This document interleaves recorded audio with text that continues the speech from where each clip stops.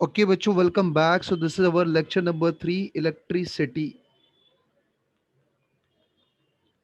बच्चों, last time हमने बात करी थी बच्चों ओम्स लॉ के बारे में. लेट मी रिकॉल क्या क्या हमने पढ़ा है. Last time we talked about the Ohm's law. और बेटा ओम्स लॉ के बारे में बात करी थी. वही as you know the current flowing through the conductor is directly proportional to the potential difference. If you remove the proportionality तो हमारे पास कुछ ऐसा एक्सप्रेशन बनता था. और बेटा हमारे पास एक फॉर्मूला बन गया था V equals to I R. जहां पर बच्चों हमने बताया था कि बेटा V क्या होता है. V होता है हमारे पास पोटेंशियल डिफरेंस. Potential difference. ठीक है बेटा. और I क्या है भाई. I क्या है. करंट जो कंडक्टर में फ्लो कर रही है. Obviously it is electric current. कौन सी करंट बेटा. Electric current. और आर क्या होता है यहाँ पर. आर होता है बेटा रेजिस्टेंस. और आपको याद होगा कि हमने यहाँ पे एक ग्राफ भी बनाया था. वी आई ग्राफ जिसको हम लोग बोलते हैं. अगर मैं यहाँ पे वी को प्लॉट करूँ और यहाँ पे बेटा आई को प्लॉट कर लूँ. एक्स एक्सिस पे आई को और वाई एक्सिस पे वी को. तो आपने देखा होगा कि ग्राफ ना ऐसा स्ट्रेट लाइन आ गया था. एंड यू रिमेंबर इस ग्राफ का जो स्लोप हमारा आया था. बच्चों ये ग्राफ का जो स्लोप था. You know the slope of graph was that is tan theta right. और ये टेन थीटा क्या आया था हमारे पास. We by I.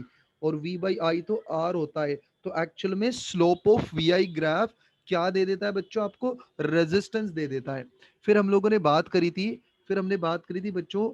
हमने बात करी थी रेजिस्टेंस ऑफ कंडक्टर. इनफैक्ट मैंने आपको रेजिस्टेंस की एक प्रॉपर डेफिनेशन भी लिखाई थी अगर आपको याद हो. है ना. कंडक्टर के रेजिस्टेंस के बारे में हम लोगों ने डिस्कशन किया था. तो बच्चों आपको याद होगा. We talked about the resistance. किसका रेजिस्टेंस बेटा. Resistance of conductor. अच्छा मैंने आपको कल समझाया था देखो. और प्रॉपर डेफिनेशन भी लिखवाई थी कि रेजिस्टेंस ऑफ कंडक्टर का.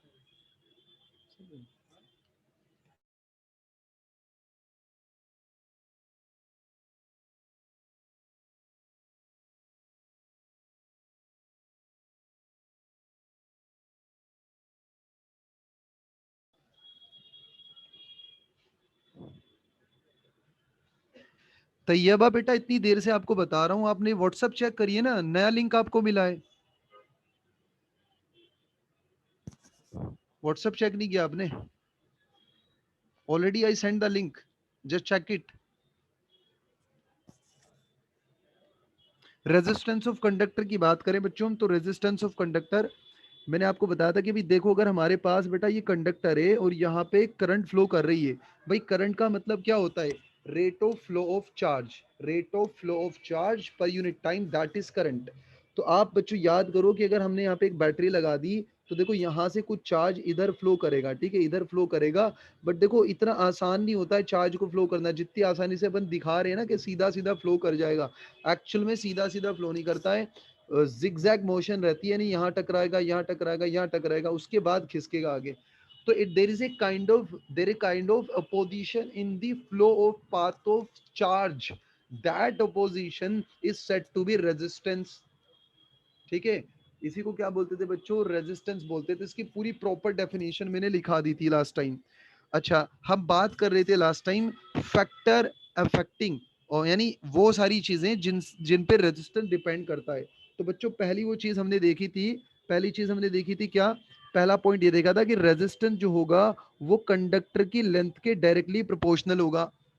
The resistance of the conductor is directly proportional to the length of conductor. जितना लेंथी कंडक्टर होगा रेजिस्टेंस भी उसका उतना ही ज्यादा होगा बच्चों. ठीक है. और दूसरा पॉइंट हमने देखा था बेटा कि जो रेजिस्टेंस होगा it is inversely proportional to the cross sectional area. यानी अगर किसी कंडक्टर का क्रॉस सेक्शनल एरिया बड़ा होगा.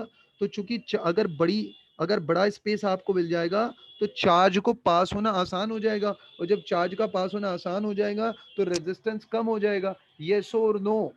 बेटा ये बात समझ में आ रही है आपको. प्लीज से यस और नो कमेंट प्लीज.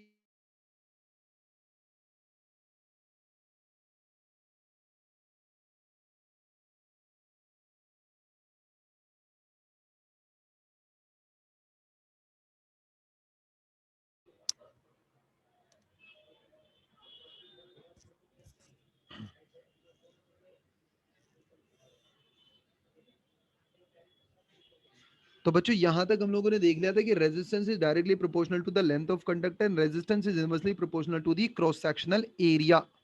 ठीक है। अच्छा, एक चीज मैंने ये भी देखी थी बच्चों, हमने बात करी थी ना टेम्परेचर के बारे में भी। अगर हम किसी कंडक्टर का बेटा टेम्परेचर इंक्रीज कर देंगे तो आपको पता है कि रेजिस्टेंस भी क्या हो जाएगा।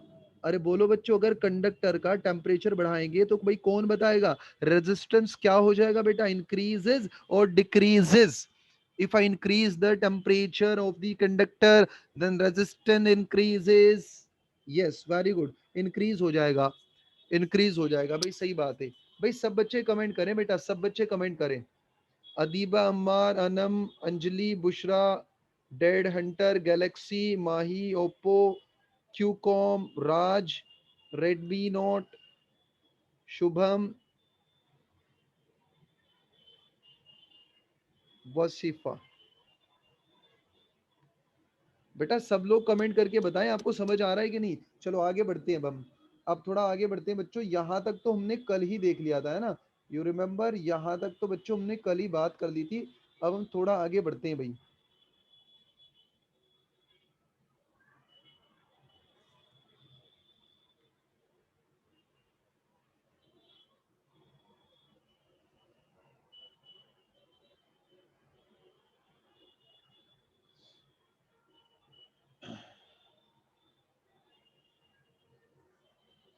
तो बच्चों हमारा ये टॉपिक चल रहा था, हेडिंग हमने डाला था लास्ट टाइम। तो भाई दो चीजें हमने देख ली बेटा, लेंथ देख लिया, एरिया क्रॉस सेक्शन देख लिया, तीन चीजें, टेम्परेचर देख लिया, इफेक्ट ऑफ टेम्परेचर भी देख लिया। Now let's talk about the effect of nature of material on the resistance of a conductor. भाई आप जो मटेरियल यूज कर रहे हो, तो नेक्स्ट पॉइंट है इसमें बच्चों, अगला पॉइंट जहां हमने कल कंटिन्यू, जहां पे कल छोड़ा था उससे अगला पॉइंट हमारा है। दो पॉइंट हमने कवर कर लिए थे, तीसरे पॉइंट के बारे में बस बताया था बट लिखा नहीं था। हाँ तो अभी लिखने जा रहा हूँ। सो now let's talk about the effect of temperature. Effect of temperature on the resistance of a conductor, on the resistance of a conductor। ठीक है बेटा।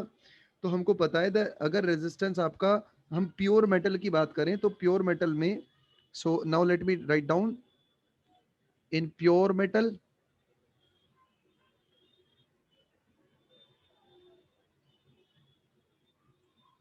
in pure metal resistance increases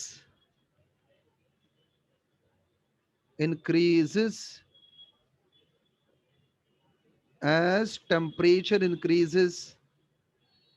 अगर टेम्परेचर को बेटा इंक्रीज करेंगे तो आपका रेजिस्टेंस भी इंक्रीज करेगा। बट यहां पर एक इंपॉर्टेंट बात यह है कि जो कंडक्टर की बजाय बच्चों कुछ होते हैं semi conductor. In case of semi conductor, ये बहुत इंपॉर्टेंट बात है, एकदम उल्टा होता है ये। अब आप बोलोगे सर ये सेमी कंडक्टर क्या होता है, बच्चों वो आपके सिलेबस में है नहीं है, आप आगे चल के इसको पढ़ोगे। बट फिलहाल के लिए बस ये आप इतना याद रखें कि in case of semi conductor ये एकदम उल्टा होता है। In case of what, semi conductors,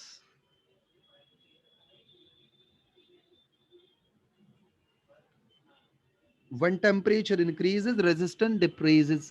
when temperature increases, बेटा रेजिस्टेंस क्या होता है इस केस में, डिक्रीजेस। टेम्परेचर इंक्रीज करेगा बट रेजिस्टेंस क्या करेगा, यहाँ पे डिक्रीज करेगा। बेटा हिंदी में नहीं लिख पाऊंगा मैं, Shubham, it's difficult for me. बेटा हिंदी में कैसे लिखूं, I don't know the translation. I mean वो मुश्किल हो जाएगा मुझे। मैं हिंदी में समझा तो रहा हूँ आप लोगों को, मैं हिंदी में ही तो बोल रहा हूँ आपसे, तो बात तो हिंदी में ही कर रहा हूँ बेटा। बट आप बोलेंगे सर हिंदी में डेफिनेशन लिखो, then it's difficult, it's not possible बेटा फॉर मी राइट नाउ। वो सब गलत गलत हो लिखा जाएगा फिर, इट्स नॉट इजी। ठीक है। तो मैं बाकी तो मैं आपको एक्सप्लेन कर रहा हूँ, दोनों दोनों इंग्लिश हिंदी दोनों में ही कर रहा हूँ। आई थिंक आपको समझ में आ ही रहा होगा, कॉन्सेप्ट तो समझ में आ रहा होगा। ठीक है। तो नेक्स्ट पॉइंट है बच्चों हमारे पास, effect of nature of material, है ना। नेचर ऑफ मटेरियल पे भी डिपेंड करता है। It depends on nature of material. Material आप कैसा यूज कर रहे हो बेटा, मटेरियल कैसा यूज कर रहे हो उस पे भी डिपेंड करता है भाई। कुछ मटेरियल का रो रेजिस्टेंस होता है, कुछ मटेरियल का हाई रेजिस्टेंस होता है। सो I can say some resistance some resistance some material have low resistance but some material have high resistance। अब हम कुछ एग्जाम्पल देख लेते हैं कौन से मटेरियल है बेटा जिनका रेजिस्टेंस बहुत ज्यादा होता है और कौन से ऐसे हैं जिनका लो होता है। देखो रेजिस्टेंस हाई तो उन्हीं का होगा ना जिसमें करंट बहुत कम पास हो रही होगी। अगर करंट कम है तो रेजिस्टेंस बहुत हाई होना चाहिए, और अगर करंट ज्यादा है, हाँ वुड,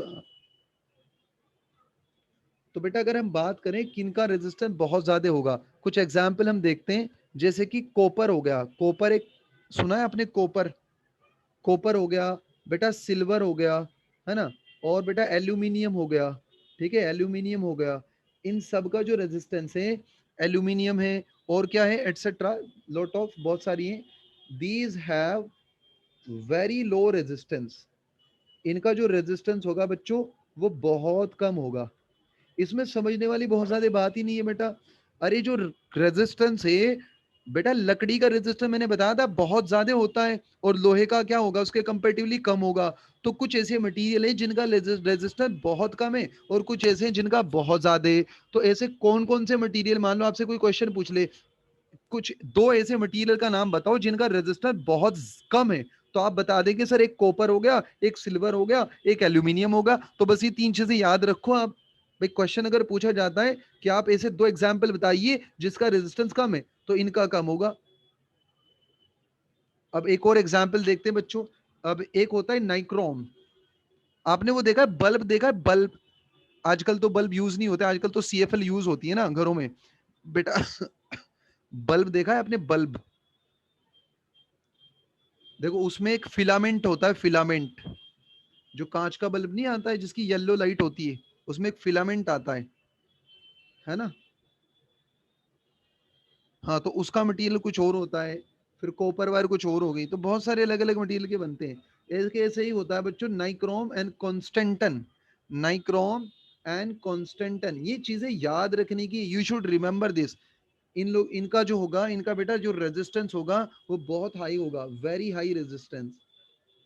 अगर रेजिस्टेंस बहुत हाई होगा तो हीट बहुत ज्यादा प्रोड्यूस होगी।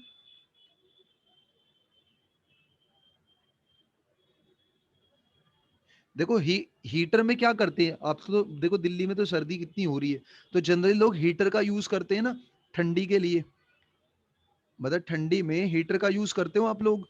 तो जो हीटर का जो वो वायर होता है ना बेटा, वायर, वो नाइक्रोम या कॉन्स्टेंटन का बना होता है जिसका रेजिस्टेंस बहुत ज्यादा होता है। अब रेजिस्टेंस सोचो, सोचो मान लो रेजिस्टेंस बहुत ज्यादा है, तो चार्ज को एक प्लेस से दूसरे प्लेस में जाने के लिए तो बहुत ज्यादा ताकत लगानी पड़ेगी, यानी बहुत ज्यादा एनर्जी चाहिए। तो बहुत ज्यादा कोलिजन होंगे, और बहुत ज्यादा कोलिजन होंगे तो हीट उतनी ज्यादा जनरेट होगी। भाई आप ठंडी से बचने के लिए बच्चों हीटर वीटर चला देते हो ना घर में कभी कभी, आजकल तो चली रहे होंगी दिल्ली में। तो वो जो हीट कर रहा है ना, जो एलिमेंट, वो जो वायर बना होता है ना उसमें, हीटर में देखा नहीं आपने, जो वायर रहता है ऐसा ऐसा ऐसा ऐसा करके रहता है ना वायर पूरा हीटर में।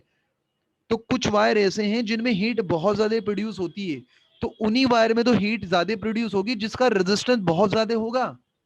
क्योंकि जब चार्ज चलने की कोशिश करेंगे उस एलिमेंट के अंदर, वायर के अंदर, तो रेजिस्टेंस बहुत ज्यादा होने की वजह से कोलिजन बहुत होंगे, यानी टकराना है ना, टकराएंगे ना इलेक्ट्रॉन्स, प्रोटॉन मतलब इलेक्ट्रॉन्स एटम से, मॉलिक्यूल से टकराएंगे, तो जिससे हीट बहुत ज्यादा प्रोड्यूस होगी। और वही हीट हम लोग क्या करते हैं, ठंडी में मजा लेते हैं भाई उस हीट का। समझ में आ रही है बात। तो ऐसे कुछ एलिमेंट है, हाँ ऐसे कुछ एलिमेंट है जिनका रेजिस्टेंस बहुत ज्यादा है, जैसे नाइक्रोम, कॉन्स्टेंटन। और ये जो एलिमेंट है ना जनरली हीटर वीटर में यूज होते हैं, heating element of heater, toaster, electric iron. जैसे इलेक्ट्रिक आयरन होती है, प्रेस होती है। अब मान लो आपने प्रेस में एक ऐसा एलिमेंट लगा दिया जिसका रेजिस्टेंस बड़ा कम है, तो बेटा हीट तो बहुत कम प्रोड्यूस होगी, और हीट प्रोड्यूस नहीं होगी तो कपड़े पे प्रेस कैसे करोगे। समझ में आ रही है बात? अरे बोलो बच्चों। तो इस वजह से अपना अपना सबका एक अलग अलग एप्लीकेशन है, ठीक है। यानी कुछ कहीं कहीं हम लोग, बेटा मेरी आवाज तो सबको आ रही है, आपका कुछ इशू रहा होगा नेटवर्क में। आप नेटवर्क चेक करें अपना। देखो कुछ एलिमेंट तो ऐसे होते हैं बच्चों जिनका रेजिस्टेंस बहुत कम है, और कुछ एलिमेंट ऐसे हैं जिनका रेजिस्टेंस बहुत ज्यादा है। तो दोनों का ही एप्लीकेशन है। भाई अगर हीटर मुझे बनाना है तो मैं बताऊं कौन सा वायर यूज करूंगा। बच्चों प्रेस बनानी है, हीटर बनाना है, कौन सा मटेरियल यूज करोगे? कॉपर करोगे क्या उसमें यूज? हीटर में कॉपर सिल्वर एल्यूमिनियम लगाओगे क्या नाइक्रोम कॉन्स्टेंटन लगाओगे? क्या यूज करोगे? नाइक्रोम या कॉन्स्टेंटन यूज करेंगे ना बेटा, क्योंकि उसका बहुत ज्यादा रेजिस्टेंस है, तो बहुत ज्यादा हीट प्रोड्यूस होगी और वो हीट हमारी काम की है। ऐसा कभी देखा कोल्ड प्रेस करते? चलो आज कोल्ड प्रेस यूज करते हैं, ठंडी प्रेस, ठंडक आ रही है, ठीक है। ऐसा कभी सुना घर में यार कोल्ड प्रेस करनी है आज मेरे को? समझ रहे हो? तो सबका अपना अपना एप्लीकेशन है, ठीक है। So this is all about the resistance. Resistance के बारे में बच्चों हमने देख लिया वो क्या होता है, कौन कौन से ऐसे फैक्टर हैं जिन पे रेजिस्टेंस डिपेंड करता है। रेडमी नोट 4, बेटा आपको मेरी आवाज अगर नहीं आ रही है तो आप मीटिंग लेफ्ट करें, दोबारा रिज्वाइन हो जाएं, since there is no problem here. बच्चों आप लोगों को मेरी आवाज आ रही है? यस।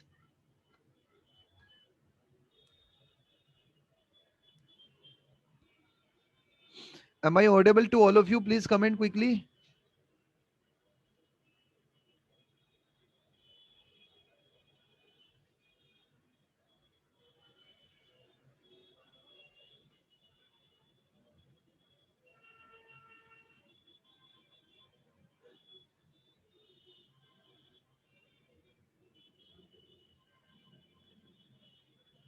सर 3 पॉइंट एक बार और एक्सप्लेन कर दीजिए। ठीक है तो मैं सारे पॉइंट एक बार, हाँ 3 पॉइंट कौन से बेटा? 1 2 3। हाँ देखो पीछे, let's go back, let's go back.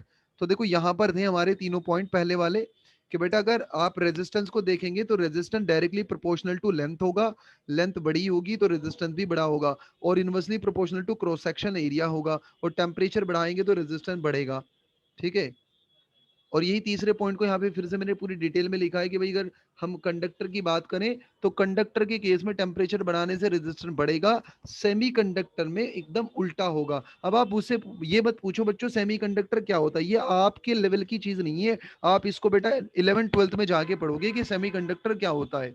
But फिलहाल आप समझ लो कि समथिंग, जैसे आप बोला जा रहा है ना कंडक्टर और सेमी, सेमी मतलब आप थोड़ा थोड़ा ऐसा वर्ड से समझ सकते हो कि भाई कंडक्टर से, यानी इलेक्ट्रिसिटी के लिए कंडक्टर ज्यादा बेटर रहेगा as compare to semiconductor. Third point की बात कर रहे हो आप? हाँ तो बस बस इतना याद रखो बेटा, टेम्परेचर इंक्रीज होगा तो रेजिस्टेंस इंक्रीज हो जाएगा कंडक्टर में, क्योंकि कंडक्टर में जब आप टेम्परेचर बढ़ाओगे तो बहुत सारे number of electrons, free electrons आ जाएंगे, है ना, जिससे क्या होगा।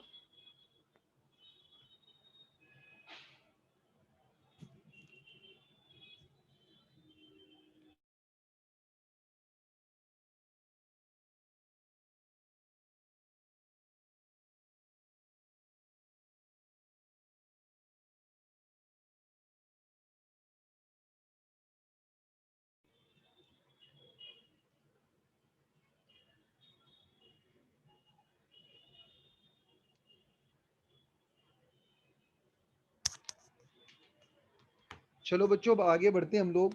आवाज आ रही है ना बच्चों मेरी? सो now let's talk about the resistivity. What do you mean by the resistivity? जल्दी से देख लेते हैं, रेजिस्टिविटी के बारे में बात करते हैं।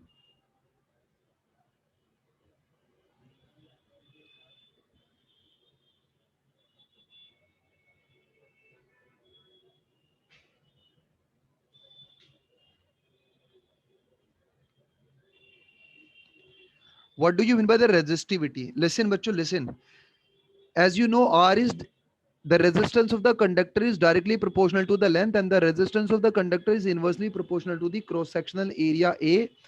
And I can write it कि R is proportional to L by A. अगर हम बच्चों यहाँ पे प्रोपोर्शनलिटी हटाएंगे तो हमारे पास एक वेरिएबल, एक और you can say the constant यहाँ पर आ जाएगा, दैट इज रिप्रेजेंटेड बाय रो।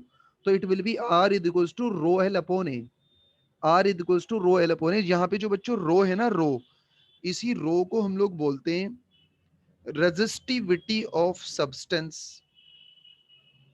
क्या बोलते हैं बच्चों इस रो को क्या बोलते हैं हम लोग? इस रो को हम लोग बोलते हैं resistivity. This row is called resistivity. resistivity बेटा माई कौन है? आपको आवाज आ रही है ना मेरी? Rho is said to be resistivity. और बच्चों इसकी जो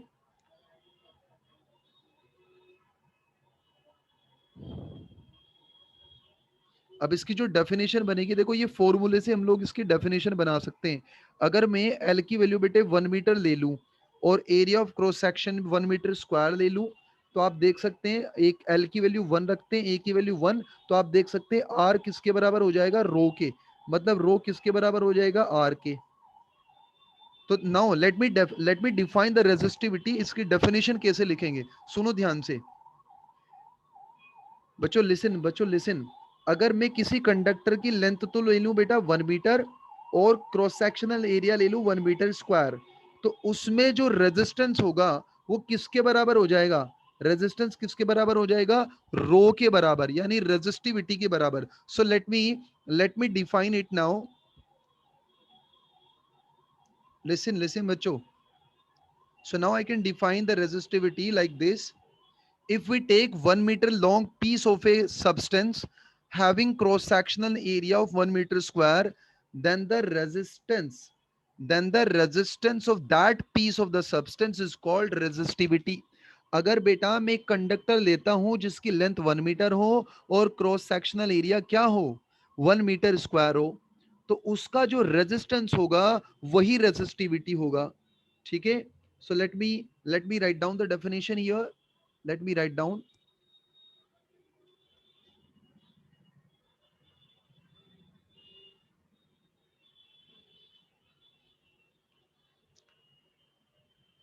If we take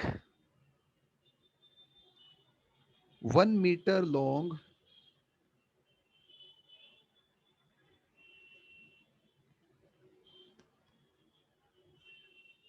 piece of a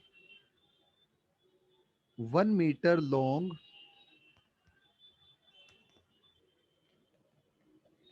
piece of a substance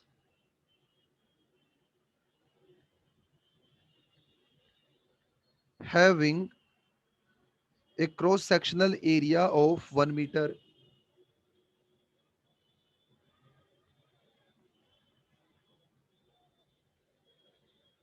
cross sectional area of 1 meter, कितना मीटर बेटा? 1 meter square, then resistance of substance is what?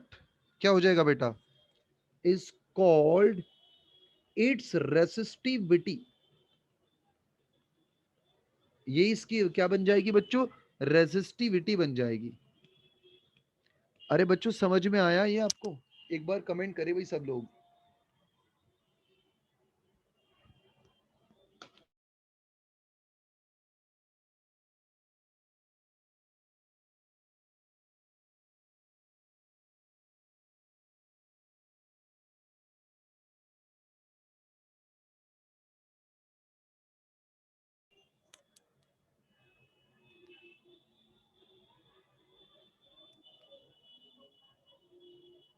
बच्चों देखो, resistance is directly proportional to L है बेटा, ठीक है, और inversely proportional to area of cross section है।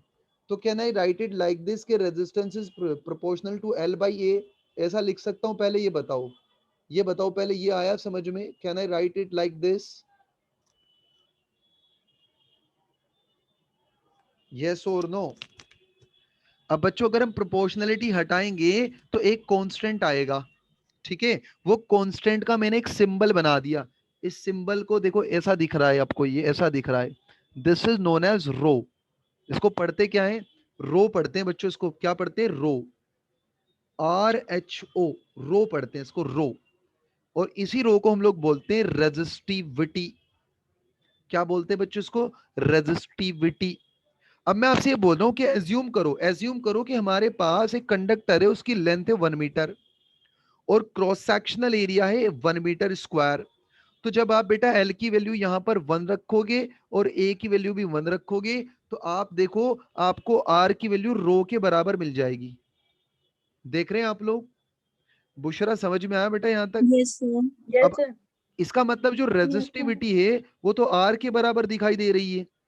तो अब मैं इसको इसको कैसे डिफाइन करूं, नाउ आई कैन से मैं ऐसा बोल सकता हूं कि जो हमारे पास रेसिस्टिविटी है, रो जो है वो आर के बराबर है।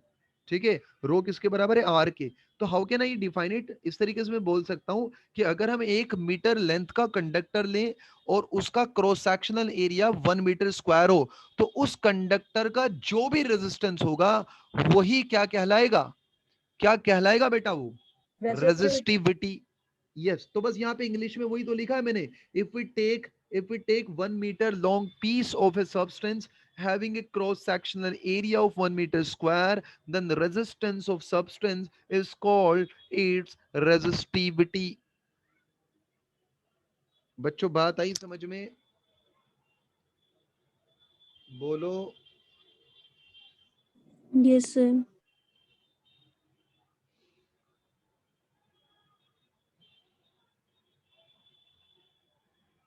अब इसकी बच्चों यूनिट की बात कर लेते थोड़ा सा। Let's talk about the unit of रो।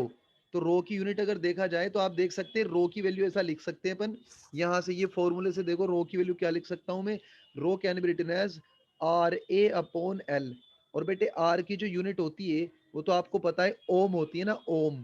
ठीक है, और एरिया की यूनिट होती है बेटा मीटर स्क्वायर, और लेंथ की यूनिट है मीटर। तो मीटर स्क्वायर अपॉन मीटर, तो मीटर बचेगा ऊपर एक। तो रो की जो यूनिट होगी, यूनिट ऑफ रो क्या बन जाएगी, यूनिट ऑफ रो बन ओम जाएगी मीटर। ओम मीटर, ओम मीटर। सर ये अपॉन में क्या लिखा हुआ है? अपॉन में एल है ना बेटा, एल। सर ये नहीं, जो ohms into M square upon ohm में। Into M square upon M ही है ना ये। अरे बेटा लेंथ की यूनिट लिखी है ना मैंने, मीटर। ओके सर, सर ये दिख नहीं रहा था। ठीक है, लेंथ की यूनिट है वो मीटर। ठीक है बच्चों, तो ये बेटा हमारी रेजिस्टिविटी हो गई। ओके सर ये यूनिट एक बार और एक्सप्लेन कर दीजिए। बेटा, आर की यूनिट आपको पता है ओम होती है, एरिया की यूनिट होती है मीटर स्क्वायर, और लेंथ की यूनिट होती है मीटर। तो मीटर स्क्वायर ऊपर बैठा है, नीचे मीटर बैठा है, तो एक पावर तो कैंसिल हो जाएगी। तो क्या बचेगा न्यूमरेटर में, सिर्फ ओम मीटर।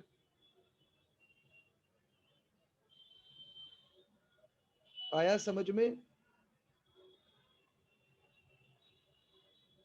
भाई आप चलते हैं बड़े इंटरेस्टिंग टॉपिक की तरफ। एक बहुत इंटरेस्टिंग टॉपिक है भाई पूरे करंट इलेक्ट्रिसिटी में, वो स्टार्ट करने जा रहे हैं। चले बच्चों स्टार्ट करें। Yes sir.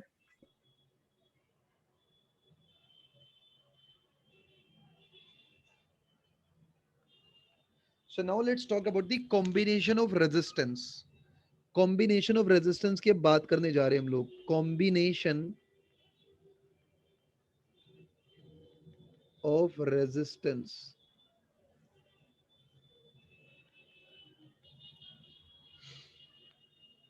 तो सबसे पहले बच्चों हम लोग देखेंगे सीरीज कॉम्बिनेशन की बात करेंगे।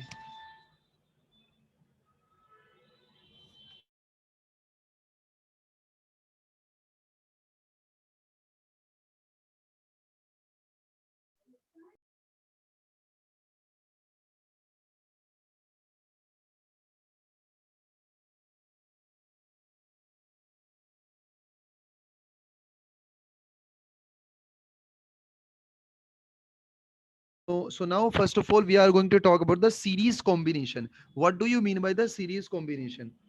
बेटा सीरीज कॉम्बिनेशन का क्या मतलब है, ध्यान से सुनो। जब दो रेजिस्टेंस को, बच्चों देखो रेजिस्टेंस के बारे में पूरी डिटेल देख ली। अच्छा मैं आपको एक चीज और बता दूं कि रेजिस्टेंस का जो सिंबल है ना, सिंबल, रेजिस्टेंस का जो सिंबल है वो तो जनरली हम लोग आर से यूज करते हैं, बट उसका जो रिप्रेजेंटेशन है वो कुछ ऐसा होता है बच्चों। रिप्रेजेंटेशन ऐसा होता है कि जैसे ये वायर है, ठीक है, इस वायर का मान लो रेजिस्टेंस आर है, तो उसको रिप्रेजेंट करने का तरीका ऐसा होता है बेटा, ऐसा आई से this is the resistance of wire whose Okay. magnitude is r। ठीक है बच्चों, तो जहां Okay. भी मैं, हाँ जहां भी मैं ऐसा बनाऊंगा तो आप देखो ये एक सिंबल है, इसका मतलब ये नहीं है कि ऐसी वायर थी, पहले स्ट्रेट थी फिर ऐसे ऐसे करके रखी थी वायर, नहीं नहीं नहीं, ये मतलब नहीं है। वायर तो बेटा स्ट्रेट ही है, वायर स्ट्रेट ही है, बट एक नोटेशन होता है, एक रिप्रेजेंटेशन होता है कि भाई अगर आपको रेजिस्टेंस रिप्रेजेंट करना है तो इस तरीके से हम लोग इसको रिप्रेजेंट करेंगे, ऐसा। ठीक है बच्चों, सो अगर हमारे पास बेटा मान लो दो रेजिस्टेंस है, एक R1 और बेटा एक हमारे पास रेजिस्टेंस है से R2, और मैंने इन रेजिस्टेंस को कुछ ऐसे कनेक्ट कर दिया, देखो ऐसे,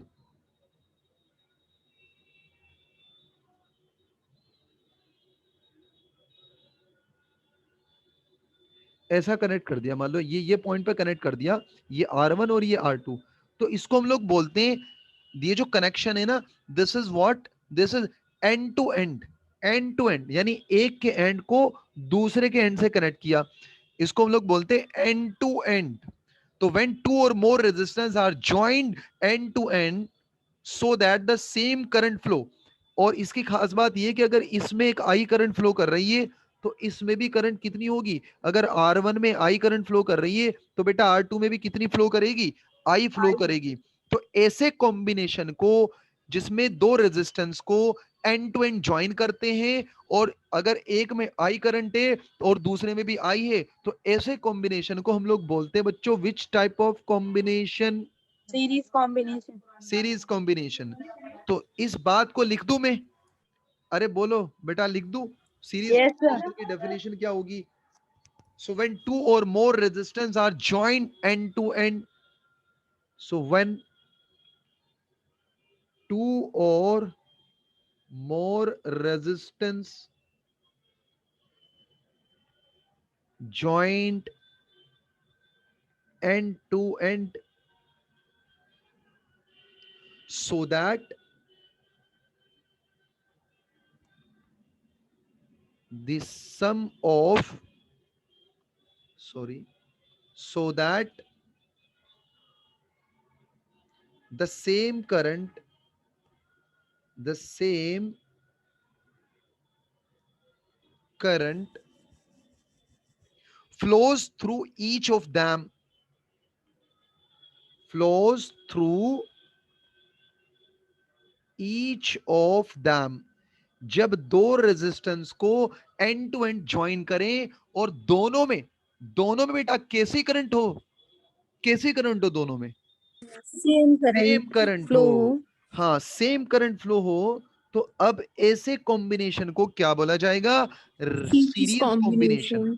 अब बच्चों देखो यहाँ पे तो दो रेजिस्टेंस मैंने दिखाए, दो ही जरूरी थोड़ा ही है, कोई तीन ले ले, जैसे ये देखो बेटा, ये देख रहे हैं यहाँ पे कितने ले लिए मैंने, एक R1 एक R2 एक R3, बट R1 हो R2 हो या R3 हो, तीनों में करंट कितनी है, सेम करंट है। आई इस कॉम्बिनेशन को भी क्या बोलते हैं, सीरीज कॉम्बिनेशन। सर कितने भी मिल सकते हैं, ये नहीं कि दो है, दो से ज्यादा भी। 50 60 20 30 मिलियन बिलियन ट्रिलियन, चाहे जितने भी ज्वाइन कर लो, एंड टू एंड करते जाओ, सेम में सेम करंट है, सबके सब बोलेंगे series combination. So I can take n number of resistance, मैं बेटा एन नंबर ऑफ रेजिस्टेंस ले सकता हूं, मतलब एक R1, दूसरा R2, तीसरा R3, चौथा R4, सर फिर और से समझा और दीजिए एक बार। ये R1, ये R2, ये R3, ये R4, लास्ट वाला Rn। तो बेटा इस तरीके के अगर आप कॉम्बिनेशन लेते हो तो इसको हम लोग बोलेंगे सीरीज कॉम्बिनेशन। सर ये RN जब वो R1 R2 R3 है, तो सर वो R5 होना चाहिए ना। बेटा ये बीच में देखो क्या है, dot dot dot, lot of are there, many many many, बहुत सारे यहाँ बीच में एक सिंबल होता है, डॉट डॉट डॉट का मतलब है बहुत सारे।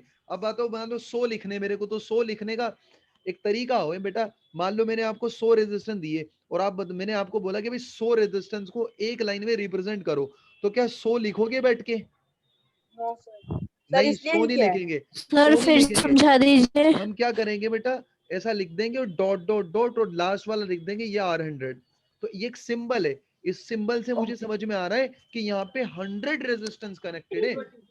ओके, आया बेटा समझ में? यस सर आ गया। ओके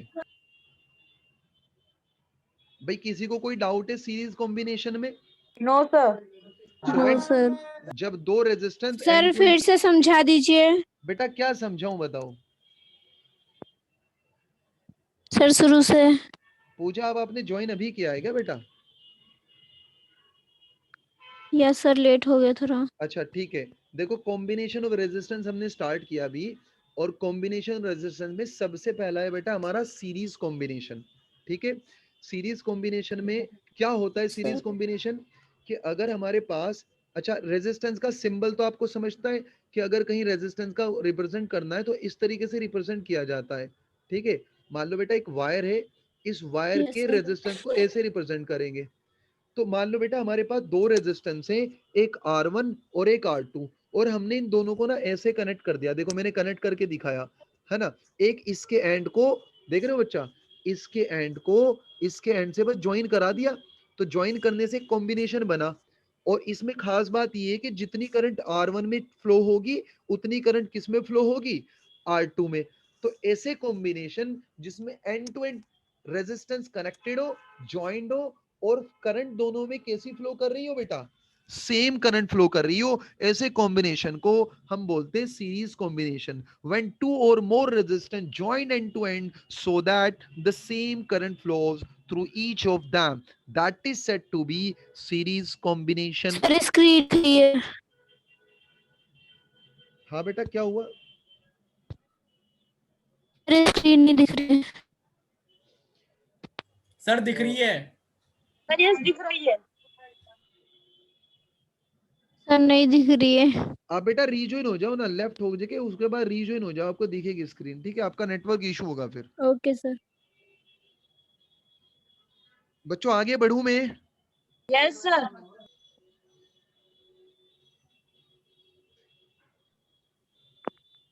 अच्छा, अब हम बात करेंगे बच्चों इक्विवेलेंट रेजिस्टेंस।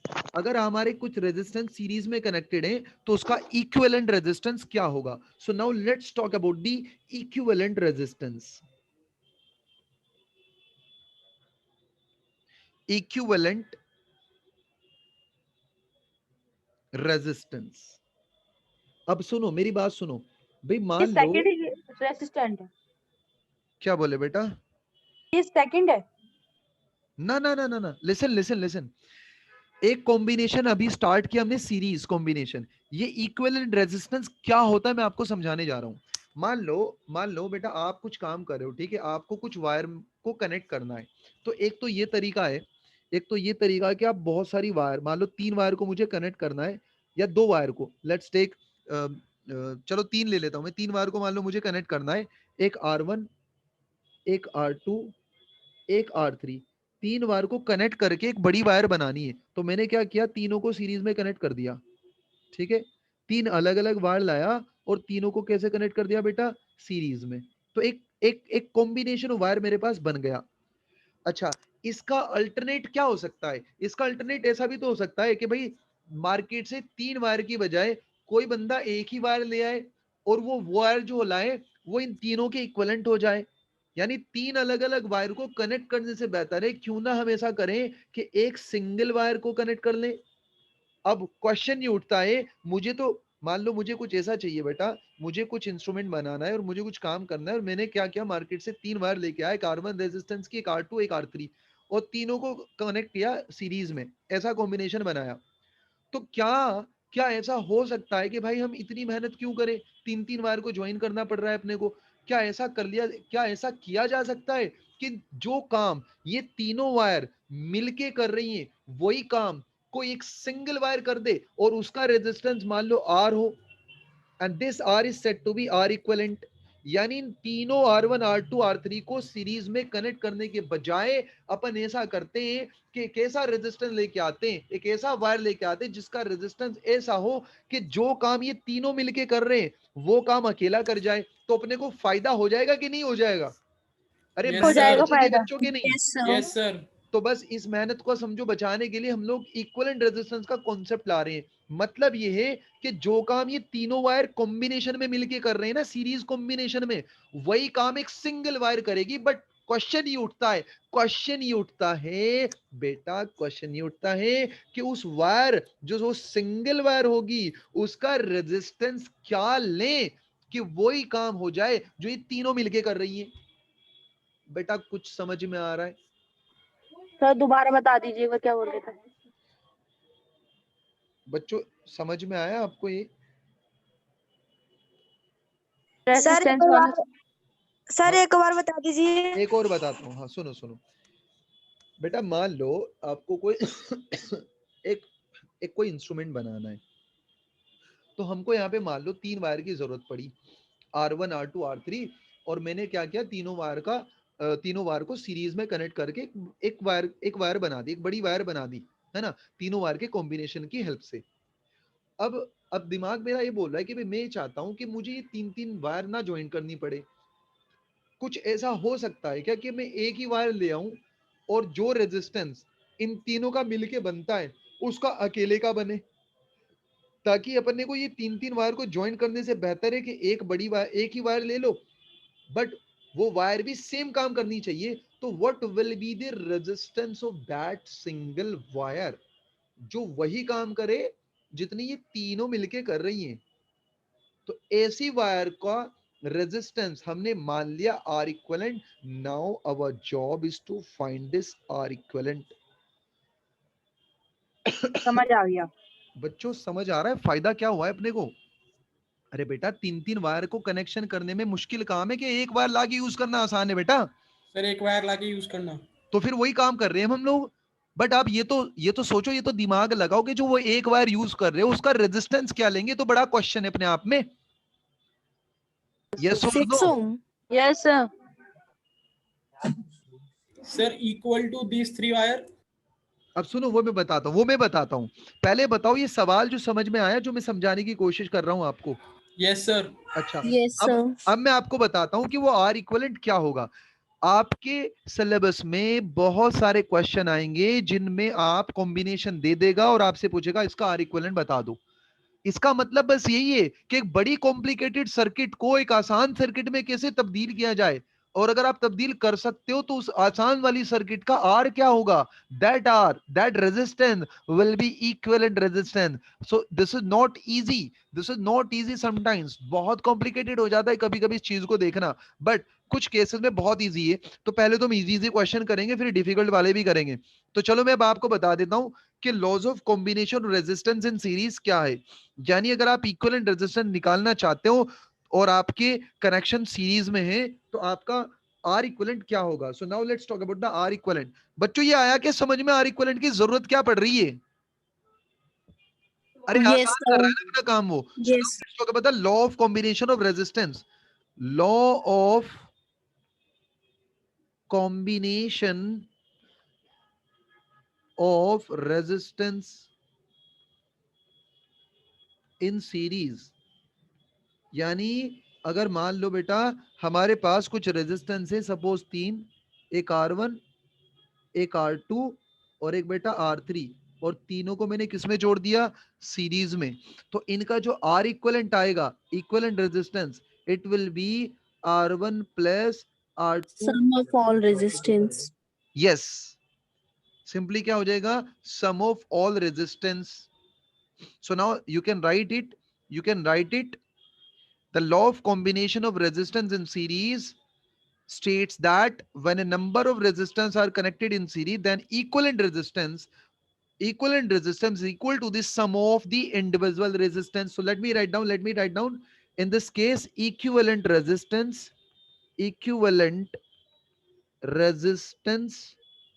किसके बराबर हो जाएगा बच्चों? Sum Sum of all the resistance resistance. is equal to sum of sir आवाज कट रही है। Sum of the individual resistance. ठीक है बेटा, इंडिविजुअल रेजिस्टेंस। आवाज आ रही है बच्चों आपको? Yes, sir. Okay, so R आ रही इक्वल है। To R1 plus R2 plus R3। ठीक है बेटा, तो ये हो गया लो। अच्छा अच्छा, इसका इसका डेरिवेशन करा दूं बच्चों मैं आपको? आप जानना चाहते हो ये आया कैसे? Yes sir. Yes, sir. So now let me derive it. Derivation है ना, डेरिवेशन को देख लेते एक बार। डेरिवेशन किसका बेटा? आर इक्विवेलेंट का। और किसमें? सीरीज में। Derivation of R equivalent in series. अब ध्यान से सुनना बच्चों, सीरीज की खास बात यह है कि जितने भी रेजिस्टेंस सीरीज में कनेक्ट होंगे उनमें क्या चीज सेम होगी? जल्दी से पढ़ के बताओ, यहां पे दिखाई दे रहा है कुछ? क्या चीज सेम होगी बच्चों? बोलो। Same of current flow. Current same होगी, बिल्कुल करंट सेम होगी, बट वोल्टेज डिफरेंट डिफरेंट होंगे। जो पोटेंशियल डिफरेंस होगा वो बेटा क्या होगा? Different. डिफरेंट डिफरेंट होगा। अब सुनो, मान लो हमारे पास बेटा एक कॉम्बिनेशन है, तीन तीन रेजिस्टेंस लेके चलता हूं, बिल्कुल ध्यान से समझना, बिल्कुल ध्यान से। ये R1 है बेटा, और एक हमारे पास है सपोज करो R2, और एक हमारे पास है टेक इट R3। और मान लो बच्चों यहाँ पे जो करंट फ्लो कर रही है वो I फ्लो कर रही है। एंड लेट अस एज्यूम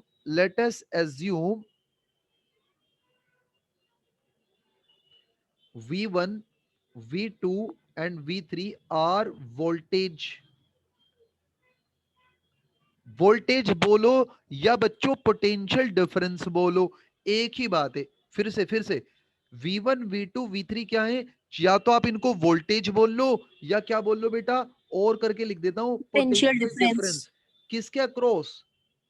किसके अक्रॉस बच्चों?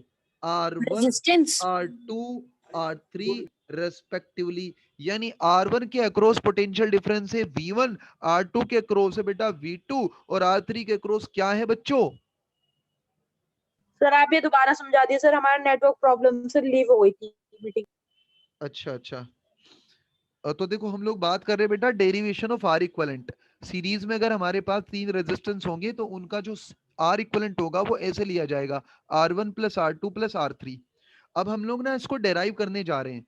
ठीक है, तो मान लो बेटा हमारे पास ये तीन रेजिस्टेंस है, इन तीनों को मैं क्या करता हूँ, सीरीज में मैंने कनेक्ट किया, और इस पूरे को एक बैटरी से कनेक्ट कर देता हूँ। वो बैटरी का जो वोल्टेज है वो मान लो V है।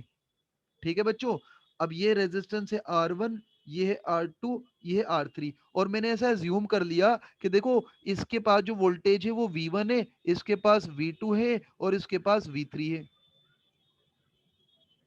ठीक है बच्चों, और जो करंट इसमें फ्लो कर रही है वो सब में कितनी करंट फ्लो कर रही है?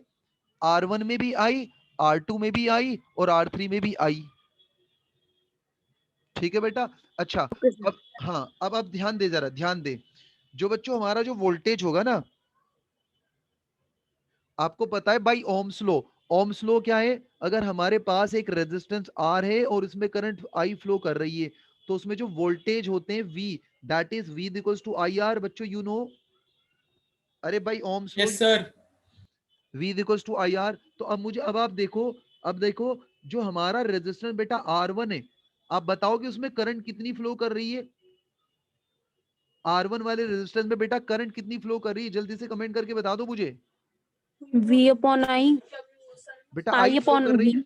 हाँ, नहीं आई फ्लो कर रही है ना, आई फ्लो कर रही है ना Yes, sir. Yes, sir. बच्चों। By Ohm's law I can write कि जो हमारा V1 होगा वो बन जाएगा IR1। यस और no? Yes sir. V1 is the voltage across R1 and I is the current flowing through R1। इसी तरीके से बच्चों V2 क्या बन जाएगा? कोई बताएगा मुझे V2 क्या बन जाएगा? I R2. IR2। Very good, क्योंकि I तो चेंज नहीं हो रहा है, I तो तीनों में वही है बेटा। और Yes, V3 sir. क्या बन जाएगा? V3 I I R3. IR3। R3। IR3।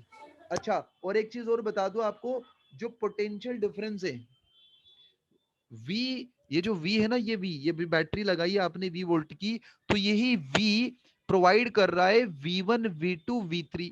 बेटे ये जो V1 V2 V3 आया वो बैटरी के लगाने से आया होगा ना। तो यहाँ Yes, जो sir. आपके, हाँ तो यहाँ जो आपके वोल्टेज है ना बच्चों, ये जो V है आपका, this V will be V1 plus V2 plus V3। भाई सारे के सारे वोल्टेज किसने प्रोवाइड किए? बैटरी ने प्रोवाइड किए। Yes, sir. R1 Yes. को V1 दिया, R2 को V2 दिया, R3 को V3 दिया। इसका मतलब जो V है वो V1 plus V2 plus V3 होगा। Yes, sir. Yes, sir. अरे बोलो बच्चों। Yes, sir. Yes, sir. अब सुनो, अब मान लो मैं ऐसा करता हूं कि देखो ये एक बड़ा कॉम्प्लिकेटेड सर्किट मुझे दिख रहा है जिसमें तीन तीन रेजिस्टेंस का कॉम्बिनेशन आ रहा है। अब मैं क्या करने की कोशिश करता हूं, मैं चाहता हूं कि इस सर्किट को आसान बना दूं। आसान कैसे बना दूं? आई वांट कि ये सर्किट में तीन तीन कॉम्बिनेशन दिख रहे हैं, मैं ऐसा करता हूं कि इसके जगह एक नया सर्किट बनाता हूं जिसमें मैं बोलता हूं कि भाई हम लोग ना 3 वायर की बजाय एक ही वायर यूज करेंगे, बट उस वायर का रेजिस्टेंस होगा आर इक्विवेलेंट। और उसको भी मैंने उसी सेम बैटरी से कनेक्ट किया है, उसी सेम बैटरी से कनेक्ट किया है जिसको मैंने लाइक जब तीनों को मैंने कनेक्ट किया था इस वाली बैटरी से ना, उसी बैटरी से मैंने इसको भी कनेक्ट किया और उसके वोल्टेज है V। तो करंट तो बेटा उसमें भी आई ही फ्लो करेगी। ठीक है, तो अब मैं क्या चाहता हूं, मैं ये आर इक्विवेलेंट निकालना चाह रहा हूं। तो आप मुझे बताओ, can I right in this case, इस वाले सर्किट से देखो कि हमारे पास यहाँ पे आर इक्विवेलेंट, इसका रेजिस्टेंस आर इक्विवेलेंट है, करंट आई है। तो कैन आई राइट बच्चों V equals to I R equivalent by Ohm's law. Yes, sir. Yes, sir. बेटे R1 में करंट I है, वोल्टेज V1 है, तो by Ohm's law V1 is equals to I R1। R2 में current I है, voltage V2 है, तो by Ohm's law V2 is equals to I R2। बेटा R3 में करंट I है, वोल्टेज V3 है, तो V3 is equals to I R3। इसी तरीके से R इक्विवेलेंट में करंट I है, वोल्टेज V है, so can I once again write by Ohm's law V is equals to I R equivalent. Yes, Yes, sir. sir. So Yes, let me sir. call it as equation number 1 and let me call it as equation number 2। अब देखो बेटा one को देख रहे हैं बच्चों, देखो V1 की वैल्यू ये देख रहे हैं, ये V1 की वैल्यू मैं रख सकता हूं ना IR1, Yes, Yes, sir. sir. और बेटे V2 की वैल्यू रख Yes, सकता हूं sir. IR2, IR2. Yes, sir. और V3 की वैल्यू रख सकता हूं IR3. IR3, और बेटे V की वैल्यू क्या रख सकता हूं? IR equivalent. IR equivalent, very good.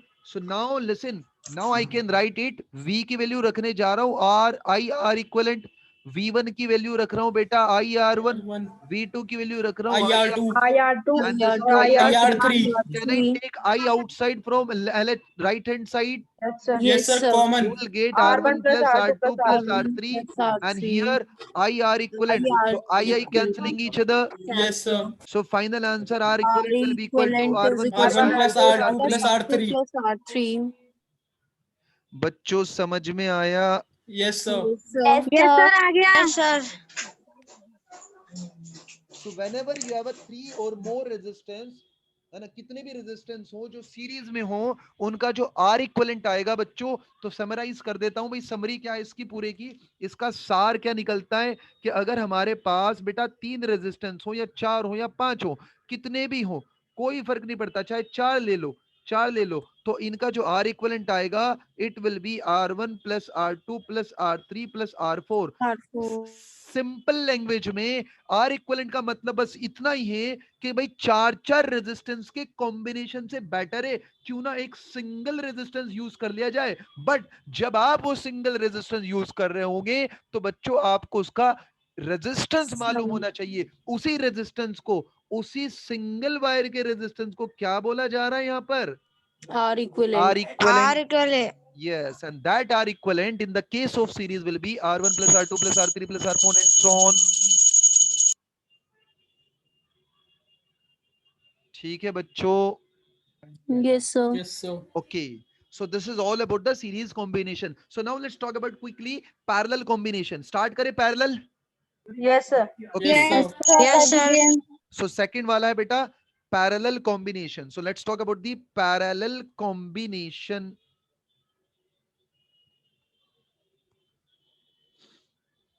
अब देखो बच्चों पैरेलल कॉम्बिनेशन क्या होता है। पैरेलल कॉम्बिनेशन ध्यान से सुनना, जब बच्चों हमारे पास अगर 2 रेजिस्टेंस था, ऐसे कनेक्शन हो गया, मान लो ये एक रेजिस्टेंस है बेटा R1, और इसको मैंने इस तरीके से कनेक्ट कर दिया किसी दूसरे रेजिस्टेंस R2 के साथ में। ठीक है, ठीक है बेटा, ऐसे कनेक्ट कर दिया मैंने। तो इस टाइप के कॉम्बिनेशन को हम लोग बोलते हैं पैरेलल कॉम्बिनेशन। यानी जब दो या दो से ज्यादा resistance, when two or more resistance R connected between two common points. आप देखो यहाँ पे दो कॉमन पॉइंट दिख रहे हैं बेटा, एक पॉइंट ए है, एक पॉइंट बी है। अगर कोई आपसे पूछे कि R1 को आपने किससे कनेक्ट किया, तो यही बोलोगे ना कि ए और बी से।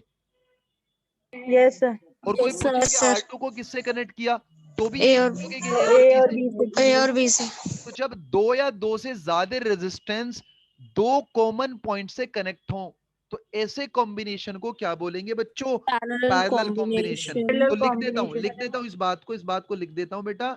When two or more resistance, when two or more resistance are connected between two common points, are connected between, क्या बच्चों, क्या, टू कॉमन, अरे कौन से पॉइंट बेटा, कौन से point, Resistance. Two common points. Sir A और बी। हाँ, यहां पर जो दिख रहे हैं कॉमन पॉइंट, वो क्या दिख रहे हैं बच्चों आपको? ए और ए बी। और B are connected to two common points, so that the same potential difference is applied, so that the same potential difference is applied across both resistance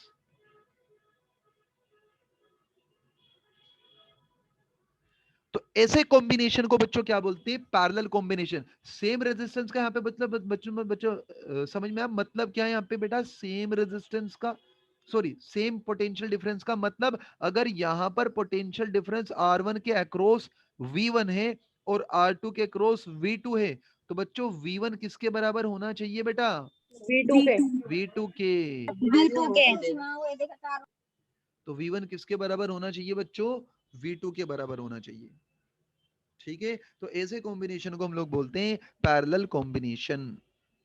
तो याद रखना बेटा, देखो सीरीज में क्या चीज सेम होती थी भाई, याद करो बेटा, टिप्स पे याद होनी चाहिए। सीरीज में क्या चीज सेम होती थी? कौन बताएगा भाई, कौन बताएगा बेटा? क्या? Current. Current, very good, current. और बेटा यहां पर क्या चीज सेम है? पैरेलल में क्या चीज सेम है? Potential difference. Potential Potential difference, difference. Very potential good, difference. Potential difference. अब चलो, अब फिर हम यहाँ पर बात करते हैं आर इक्विवेलेंट की। जैसे सीरीज में आर इक्विवेलेंट देखा था, यहाँ पर भी आर इक्विवेलेंट देख लेते हैं। तो यहाँ आर इक्विवेलेंट कैसे निकालेंगे, जरा उसका डेरिवेशन करते हैं बच्चों। सो नाउ चलिए स्टार्ट करता हूं मैं।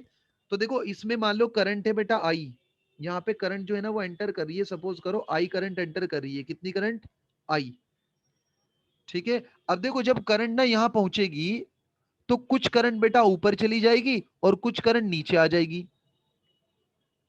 बच्चों देखो यहां से करंट आ रही है, पॉइंट ए पे पहुंचेगी, तो कुछ करंट तो चली जाएगी बेटा R1 में और कुछ करंट चली जाएगी बेटा R2 में। अब आप मुझे एक बात बताओ, क्या R1 और R2 में करंट सेम जाएगी? Yes sir. बच्चों क्या R1 और R2 में करंट सेम जाएगी? Yes sir. सेम जाएगी? No sir. जी सर। नो नहीं सर। बेटा, सेम कैसे जाएगी?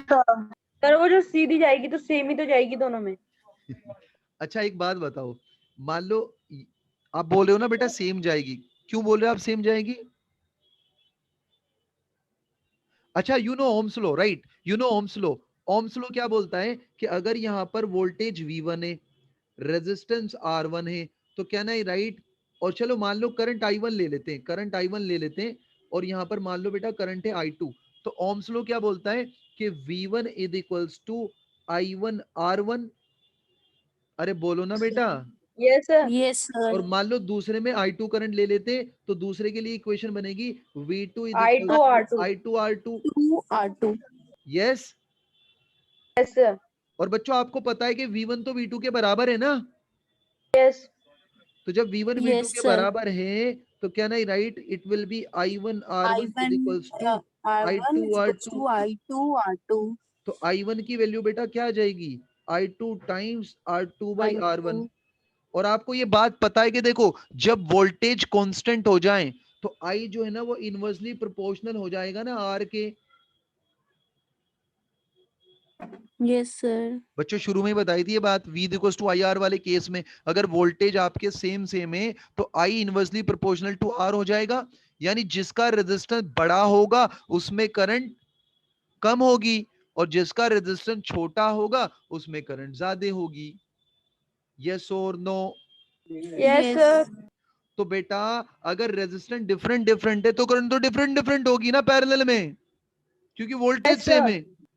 समझ रहे हो? तो याद रखना पैरेलल में करंट सेम हो भी सकती है नहीं भी हो सकती, बट 100% ये बात श्योर है कि वोल्टेज जरूर सेम होंगे। ठीक है बेटा? Yes, sir. अच्छा अब देखो, अब इसका इक्विवेलेंट रेजिस्टेंस कैसे कैलकुलेट करेंगे। लिसन लिसन बच्चों, let me derive that how to find the R equivalent in this case. ध्यान से देखो बेटा, देखो यहां तक तो मैंने लिख दिया, आपको ये समझ में आ गया होगा कि भाई V1 equals to I1 R1 and बेटा V2 equals to I2 R2। ठीक है? अच्छा अब अगर मैं बोलूं कि भाई टोटल करंट बेटा I है ना, ये डेरिवेशन नेक्स्ट पेज पे करता हूं। डेरिवेशन की अगर मैं बात करूं बेटा यहाँ पे, हाँ देखो डेरिवेशन की बात करूं तो मान लो ये हमारे पास एक रेजिस्टेंस था बेटा R1 और एक रेजिस्टेंस था यहाँ पर बच्चों R2। ठीक है? और इसमें बेटा करंट फ्लो कर रही है मान लो I, और यहां से करंट वापस बाहर निकल जाएगी I। और मैंने एज्यूम कर लिया कि इसमें ऊपर वाली ब्रांच में करंट I1 है और नीचे वाली ब्रांच में करंट I2 है। तो बच्चों ये जो I1 I2 है ये I से तो I है ना, so can I say बच्चों कि I will be I1 plus I2 in this case? अरे Yes, बोलो ना, sir. राइट? Yes, sir. अच्छा और I know by Ohm's law कि हमारा जो V1 था, यहाँ पर जो हमारा V1 है that V1 will be I1 R1। इसी तरीके से बच्चों हमारा जो V2 है that V2 will be I2 R2, I2 R2. Right? तो यहां से अच्छा V1 V2 तो बेटा बराबर है ना, V1 V2 क्या है, वो तो बराबर है। तो ऐसा करता हूं V1 equals to V2 equals to को V मान लेता हूं थोड़ी देर के लिए। बेटा दोनों बराबर है, दोनों को मैंने V मान लिया, तो ये भी बेटा मेरा V हो जाएगा और ये भी मेरा V हो जाएगा। तो यहां से बच्चों मुझे बताओ I1 की वैल्यू में ऐसा लिख सकता हूं क्या, V by R1? Yes, sir. बोलो बच्चों। इसी तरीके से बेटा Yes, sir. Yes, sir. Yes, sir. यहाँ मैं Yes, I2 की sir. वैल्यू क्या लिख सकता हूँ, I2 की वैल्यू क्या लिख सकता हूँ? V V upon upon R2. R2. Very good, V upon R2। अच्छा मैं क्या चाहता हूं, मैं चाहता हूं कि इसके जैसा एक इक्विवेलेंट सर्किट बनाया जाए, मतलब एक ऐसा सर्किट बनाना चाहता हूं कि दो दो कॉम्बिनेशन की बजाय उसमें एक ही रेजिस्टेंस हो। बराबर बेटा, क्या कितने रेजिस्टेंस हो, एक ही हो, दैट इज आर इक्विवेलेंट। और करंट क्या चल रही है I, और वोल्टेज क्या I है V। तो can I V write by Ohm's law once again V equals to I I is R equal to equivalent. Yes, sir. तो बच्चों अब देखो आप, now let me call it as equation number 1 and call it as equation number 2। बेटा equation number 1 में आप I1 और I2 की वैल्यू पुट करते हैं। देखो so let me put I1, put value of I1 I2 in equation number 1। तो देखो पुट करते हैं तो क्या मिलेगा बेटा, I की वैल्यू आ जाएगी, I1 रखा मैंने V बाई R1 और बेटा I2 रखा मैंने V बाई R2। ऐसा मिलेगा बच्चों, देखो जल्दी से, अरे से यस और नो बेटा। Yes. Yes, sir. Yes. ठीक है? अच्छा अच्छा यहां से बच्चों आई की वैल्यू क्या निकल सकती है, V by R equivalent. sir. Yes, sir. Let me call it as equation number 3, let me call it as equation number 4। So now listen बच्चों, now from third and fourth, देखो थर्ड एंड फोर्थ को देखो, अगर मैं fourth से बच्चों आई की value यहां पर रख दूं यहां पर, तो बेटा ये ऐसा मिलेगा V अपॉन आर इक्वलेंट। बेटा क्या मिलेगा, V upon R equivalent is equals to V upon R equivalent is equals to क्या मिलेगा बच्चों, yes V upon R1 plus V upon R2। बताओ यहां तक समझ में आया सब बच्चों को? अरे बोलो बेटा, से यस और नो। बुशरा समझ में नहीं आया आपको? समझ में आ गया? तो बच्चों देखो यहां से ना वी को कॉमन ले सकते हैं अपन। क्या समझ में नहीं आया बेटा? बोलो क्या समझ में नहीं आया आपको? Tell me quickly. Bushra, yes, microphone on करके पूछो बेटा, क्या नहीं समझा बताओ। Now you can switch on your microphone. Yes. Sir put value of I जो आपने हाँ, बताया पुट यहाँ तो वैल्यू ऑफ समझ में आई आया। वन। देखो आई वन आई टू की वैल्यू बेटा ये है ना वी अपॉन आर वन, और आई टू की वैल्यू क्या है बेटे? वी अपॉन आर टू है। बस इसको उठा के मैंने आई वन की जगह रख दिया, और आई टू को उठा के आई टू की जगह रख दिया, और रखने के बाद ये बन गया बस। समझा बच्चा? Yes sir. उसके बाद देखो आई यहां से निकाला मैंने, और ये आई की वैल्यू फिर यहां पर रख दी। देखो ये वाली आई की वैल्यू कहां रख दी? यहां पर रख दी, ऐसी यहां पर रख दी। और यहां रखने के बाद में देखो ये बन गया, ये बन गया। देखो ग्रीन से घेर रहा हूं इसको मैं, ग्रीन से। ये बन गया बेटा, ये बन गया। ओके। Yes sir. सुनाओ ओके सर। बेटा, यहां से आप v को कॉमन ले लोगे तो आपको क्या मिलेगा finally? One upon R one plus one upon R two, और यहां से भी v रखा हुआ है तो v कैंसिल हो जाएगा। तो बताओ फाइनल रिलेशन क्या मिला? What is your final expression now? One upon R equivalent is equals to 1 upon R1 plus 1 R1 upon R2. plus 1 upon R2. So this is the way to find out the resistance of parallel combination. तो अगर यही चीज अब जो मान लो हमारे पास ऐसा combination आ गया बेटा, एक R1 है, एक दूसरा R2 आ गया बेटा, तीसरा भी आ गया R3, तो now can you tell me how to find the R equivalent in this case? The method is what? 1 by R equivalent will be equal to 1 upon R1 plus 1 upon R2 plus 1 upon R3. अरे बेटा समझ में आई बात? Yes, sir. अगर बच्चों sir. तीन की बजाय, यस एक सर। मिनट एक मिनट एक मिनट, अगर बेटा तीन की बजाय चार आगे रेजिस्टेंस, मान लो एक R1 आ गया, एक R2, एक R3, एक R4, तो कोई बता सकता है मुझे वो R इक्विवेलेंट कैसे 1 निकलेगा? upon R equivalent is equals to 1 upon R1 very plus good. 1 upon 1 upon R2 R2, plus 1 1 Plus 1 upon upon upon R3, R3 plus 1 plus 1 upon R4. 1 upon Rn. Yes, 1 upon R4। Very good, very good. Last page दिखा सकते हैं आपका sir? ये हटा, वो TV के पास ले जाके लगा दे। लास्ट पेज वापस दिखा सकते हैं? बच्चों आप तो बड़ी साउंड क्रिएट कर रहे हो बेटा, आपको मुझे म्यूट करना पड़ेगा ऐसे तो। ठीक है, आया बच्चों समझ में? जल्दी से बोलो।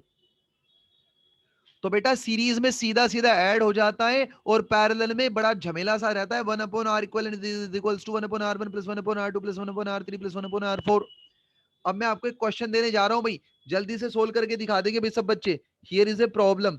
एक बेटा रेजिस्टेंस है 2 ओम, और एक है बेटा 4 ओम। 4 ओम और 2 ओम बोथ आर इन व्हाट? अरे कौन सा कॉम्बिनेशन है बच्चों ये? सीरीज के पैरेलल। अरे बोलो बेटा कैसा कॉम्बिनेशन है ये? सीरीज या पैरेलल? Parallel, very good. तो भाई आर इक्विवेलेंट पूछ रहा है आपसे, बताओ जल्दी से। एक 2 ओम एक 4 ओम, जल्दी से आर इक्विवेलेंट बता दो बेटा। मैं देखो करके दिखाता हूं बेटा। 1 upon R equivalent is equals to, बेटा इसको मान लेते R1, और बेटा इसको मान लेते R2। तो I will write it 1 upon R1 plus 1 upon R2, but R1 की वैल्यू 2 है, R2 की वैल्यू बेटा 4 है, तो 1 अपॉन 2 प्लस 1 अपॉन 4, बेटा 4 एलसीएम आ जाएगा, 2 प्लस 1 बनेगा, तो ये आ जाएगा बच्चों 3/4। तो 1 अपॉन आर इक्विवेलेंट की वैल्यू आ गई 3/4। तो बेटे रेसिप्रोकल ले लेंगे तो आर इक्विवेलेंट आ जाएगा 4/3 ओम। अरे बोलो बच्चों, समझ में आया? 4/3 ohm, not 3/4. You should take the reciprocal to find out R equivalent बच्चों. So it should be 4/3.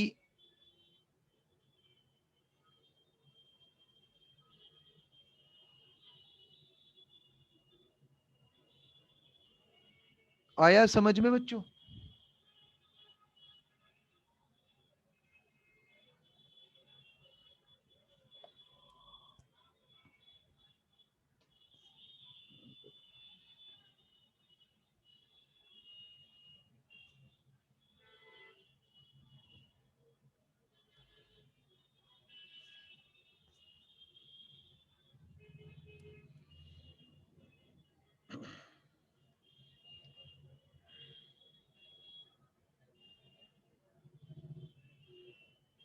अरे बेटा आया समझ में? एक और करते, कोई बात नहीं, एक और करते, बहुत सारे क्वेश्चन कराऊंगा भाई जब तक आपको समझ में नहीं आया, ठीक है? ये लो बच्चों, मान लो एक ऐसा क्वेश्चन दे रहा हूं आपको, ये मान लो बेटा 4 ओम है, ठीक है? और यहां पर इस बार फिर से 4 ओम है। तो अब आप मुझे बता दो आर इक्वलेंट, बताओ जल्दी से, आर इक्वलेंट क्या होगा? Yes tell me quickly. देखते भाई किस बच्चे का आंसर सबसे जल्दी आता है, और एकदम सही आंसर आना चाहिए बेटा। यस टेल मी।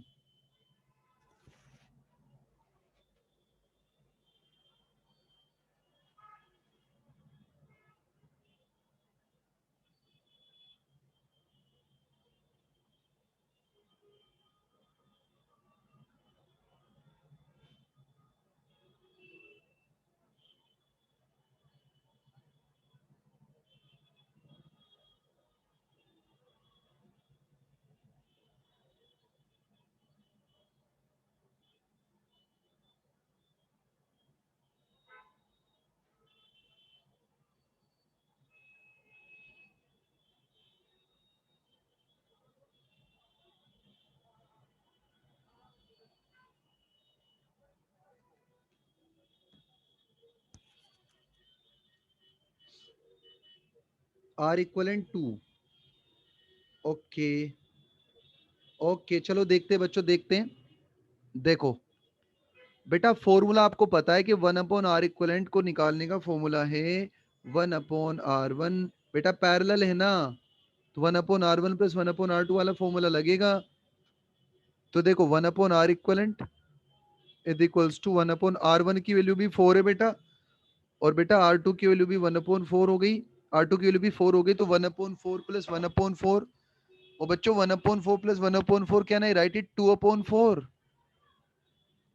अरे डिनोमिनेटर सेम हो गए बेटा, न्यूमरेटर ऐड हो जाएंगे, आता है ना ये तो आपको।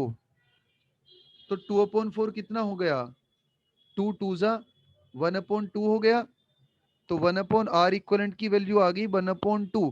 तो can I write my R equivalent will be equal to 2 only, 2 ohm. अरे बोलो बच्चों, चलो एक और करके दिखा दो भाई जल्दी से, देखते भाई किसका आंसर आता है सबसे स्पीड से, किसका आंसर आता है। Let me check now, let me check बच्चों। Once again find out R equivalent. एक 6 ओम, एक 12 ओम, 6 ओम 12 ओम, जल्दी से कर दो बेटा।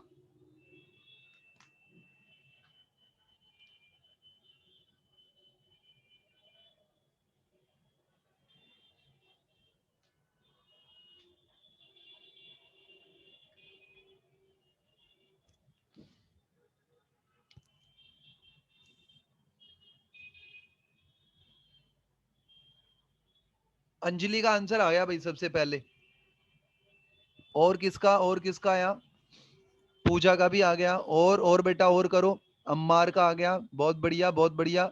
वासिफा का भी आंसर आ गया बेटा, बहुत बढ़िया। और भाई और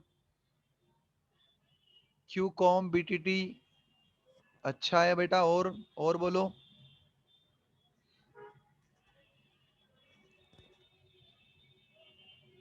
बुशरा बेटा आपका आंसर क्या आया, अनम हुसैन, वेरी गुड, बहुत बढ़िया। अब बच्चों मैच कर लो, देखो कुछ बच्चों का गलत आंसर आ रहा है, कुछ का सही भी आ रहा है। बेटा फिर से आर इक्वलेंट निकालने जा रहा हूं बच्चों में। देखो बहुत आसान है बेटा, आर इक्वलेंट का formula you know, 1/r equivalent is what, 1/r1 plus 1/r2। तो बेटे R1 की वैल्यू तो 6 है, और R2 की वैल्यू क्या है बेटा, R2 की वैल्यू 12 है। तो आप देखो ये बड़ा आसान हो गया बेटे, 1/6 प्लस 1/12। बेटा यहाँ पे 12 एलसीएम आ जाएगा। देखो अगर आपको एलसीएम एलसीएम तो लेना आता होगा ना भाई, 12 एलसीएम आ गया, और ऊपर क्या मिलेगा बेटा 2 + 1, तो ये हो जाएगा बच्चों 3/12। और बेटे 3/12 मतलब क्या, 1/4। तो 1/r equivalent is equals to 1/4। So what is your r equivalent, 4 ohm. जिनका 4 ओम आंसर है बिल्कुल परफेक्ट है बेटा, 4 ओम आंसर जो है वो बिल्कुल सही है बच्चों। अंजलि ने सबसे पहले आंसर दिया भाई, और सही है अंजलि का आंसर, वेरी गुड बच्चा, वेरी गुड।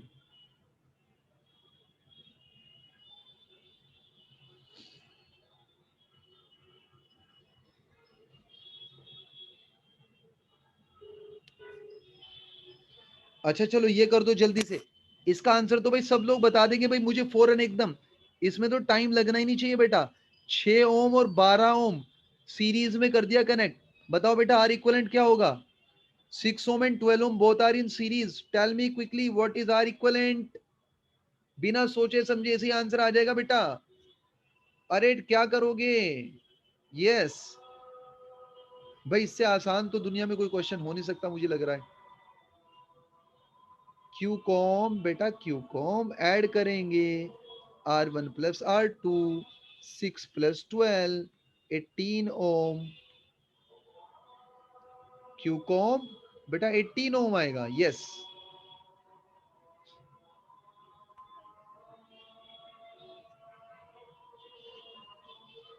ठीक है।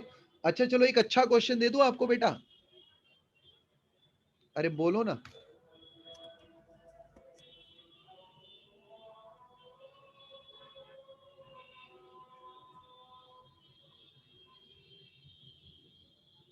चलो ये सोल्व कर दो आप।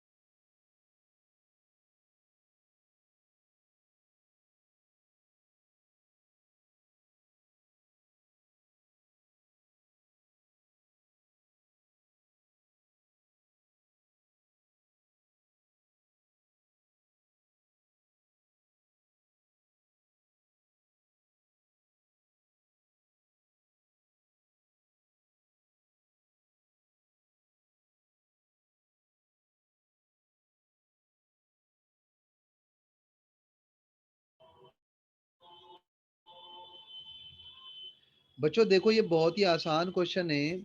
अब मुझे बताओ यहाँ पे कितने रेजिस्टेंस दिए बेटा? कितने रेजिस्टेंस दिए यहाँ पे? भाई 3 दिए है ना बेटा। एक ये हो गया, एक ये हो गया और एक ये हो गया। अब आप ये ध्यान से देखो जरा। देखो इसको सोल्व कैसे करेंगे। ये दोनों मुझे बताओ, ये दोनों जो हैं वो सीरीज में है कि पैरेलल में है? बोलो। अरे बोलो बच्चों, ये सीरीज में है कि पैरेलल में? पहले ये बोलो।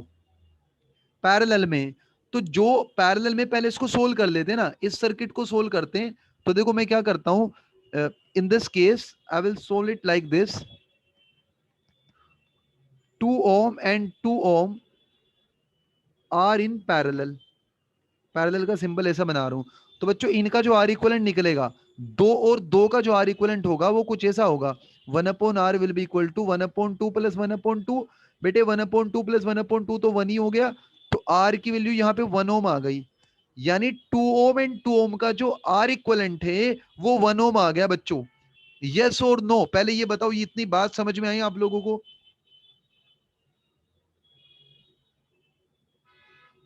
ओके, अच्छा अब सुनो, अब देखो इस पूरे सर्किट को ना मैं इस पूरे सर्किट को वैसे तब्दील कर देता हूं। ये 2 और 2 मैंने आपको बताया था इक्विवेलेंट का मतलब क्या होता है कि भाई वो जैसे ये 2 2 का आर इक्विवेलेंट 1 आया, तो 2 2 की बजाय हम एक नया सर्किट रख रहे हैं। भाई इस दो दो की कॉम्बिनेशन की बजाय मैं एक ही वायर डालता हूं और उस वायर का रेजिस्टेंस होगा 1 ओम और उससे 4 ओम की वायर कनेक्टेड है। बताओ बच्चों, ये बात आई बेटा आपको समझ में? ये जो 2 2 का बड़ा सा पैरेलल कॉम्बिनेशन था, now this combination replaced by only single resistance whose resistance is what? Only single wire whose resistance is 1 ohm. तो ऐसा बन जाएगा कॉम्बिनेशन बेटा। अरे बोलो बच्चों, ये बात समझ में आई जो मैंने बनाया? बोलो, ये चीज समझ में आ गई आपको? अब खुद ही देख लो ये बेटा, ये रेजिस्टेंस और ये रेजिस्टेंस अब सीरीज में है कि पैरेलल में है? पैरेलल में है ना बेटा। तो आर इक्वलेंट अब पूरे का आर इक्वलेंट क्या बनेगा? R1 plus R2, that is 5 ohm. 5 ohm will be the correct answer. ये आ गया बच्चों 5 ओम, दैट्स इट। ठीक है, तो इस तरीके से बच्चों हम लोग रेजिस्टेंस, इक्विवेलेंट रेजिस्टेंस कैलकुलेट कर सकते हैं। एक क्वेश्चन आपको होमवर्क के लिए दे देता हूं, ठीक है? कुछ क्वेश्चंस होमवर्क के लिए दे देता हूं, इनको आप घर पे ट्राई करो। ठीक है बेटो, ठीक है बच्चा, घर पे इनको ट्राई करना है। तो एक क्वेश्चन ये होगा आपका,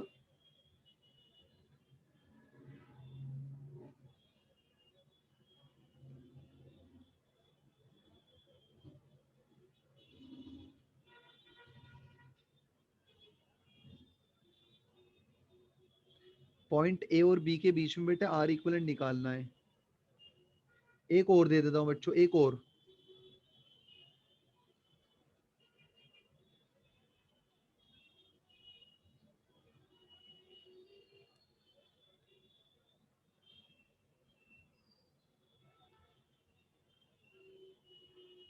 आर इक्विवेलेंट निकालना है ए और बी के बीच में। एक और बच्चा, एक और, एक और।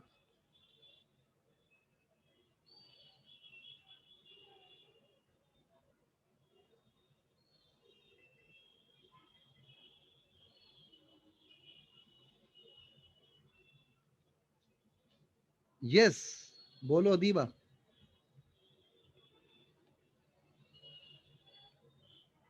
अरे बोलो बेटा, बस ये तीनों क्वेश्चन कर लेना आप। बस आज का लेक्चर यहीं पर फिनिश करते हैं बच्चों। अब हम लोग मैथ्स पढ़ेंगे आगे 9 बजे के बाद।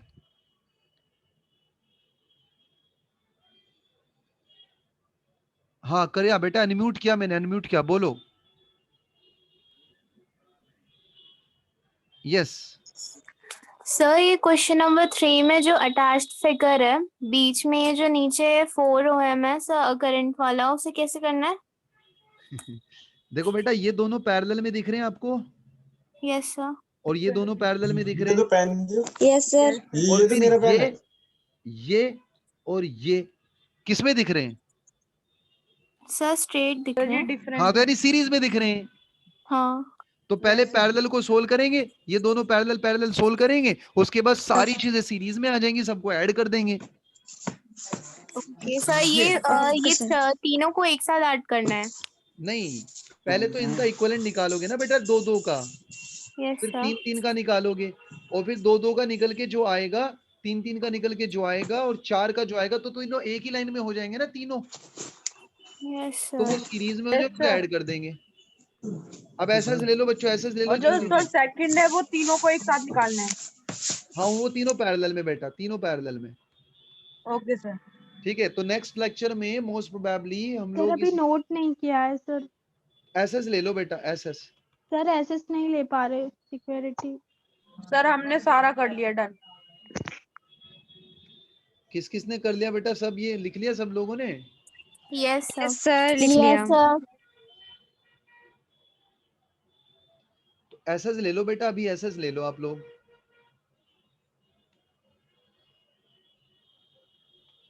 Sir done. ओके, ये सब हो गया ना बच्चों, आपने एसएस ले लिया सबका? सारे? Yes sir. अच्छा, सर हमने तो कॉपी में सर नोट एक डाउन बार कर प्लीज दिया। क्वेश्चंस वाला खोल दिएगा। हाँ ये लो बेटा।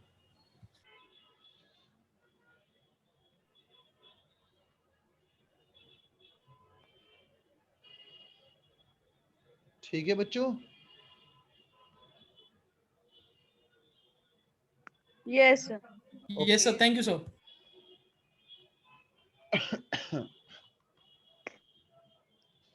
ठीक है बच्चों, अब हम 9 बजे के बाद ज्वाइन होंगे, ठीक है? अच्छा हाँ, अभी लेक्चर जो स्टार्ट होगा ना आपका, वो 9 अप्रोक्सीमेटली बेटा 9:10 पे स्टार्ट हो जाएगा, एग्जैक्टली 9:10 पे, ठीक है? 9:10 पे आप ज्वाइन हो जाओ। Okay okay sir. Okay sir. Okay sir, okay. Okay.